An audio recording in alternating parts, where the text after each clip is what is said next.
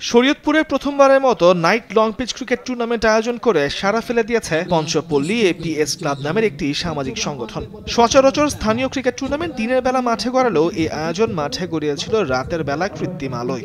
ব্যতিক্রমী এই cricket match দেখতে মাঠে উপস্থিত হয়েছিল শত শত দর্শক। দর্শকদের পাশাপাশি ক্রিকেটারও এই ধরনের আয়োজনের অংশ হতে পেরে আনন্দিত। এরকম আয়োজন অব্যাহত থাকলে নিজেদের আরো সামনের দিকে এগিয়ে নিয়ে যেতে পারবে বলে মনে করেন ক্রিকেটাররা।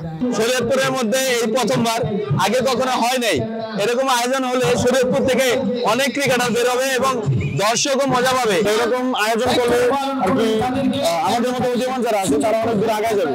যুব সমাজকে মাদক মুক্ত রাখতেও তাদের মাঠে ফেরাতে রাতের অন্ধকারে কৃত্রিম আলোয় ব্যতিক্রমী এই ক্রিকেট টুর্নামেন্টের আয়োজন করে পঞ্চপল্লী এপিএস ক্লাবের সদস্যরা।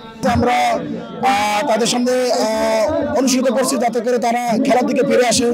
যারা দেখা গেছে মোবাইলে বা বিভিন্ন রিটেটে সময় নষ্ট না করে তারা মাঠে যেন খেলায় ব্যস্ত থাকে, তাদের উজ্জ্বল ভবিষ্যৎ কামনার জন্য তাদের এই উদ্দেশ্য নিয়ে আমাদের এই আয়োজনটা। শুক্রবার রাতে শরীয়তপুরের নড়িয়া উপজেলায় পঞ্চপল্লী গুরুরাম উচ্চ বিদ্যালয় মাঠে রিপন রাশেদ স্মৃতি লং পিচ নাইট ক্রিকেট টুর্নামেন্টের ফাইনাল খেলা ও পুরস্কার বিতরণী অনুষ্ঠানের আয়োজন করা হয়। এ ধরনের আয়োজন দর্শকদের মনে আনন্দ দেওয়ার পাশাপাশি দেশের ক্রিকেটকে সামনের দিকে এগিয়ে নিয়ে যেতে সহযোগিতা করবে বলে মনে করেন ক্রীড়াপ্রেমিকরা।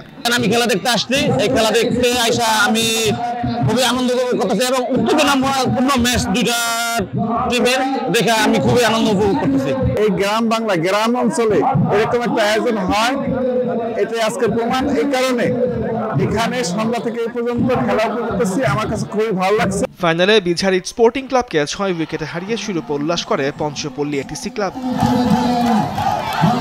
তামিমুর Rahman, sports desk, Desh TV.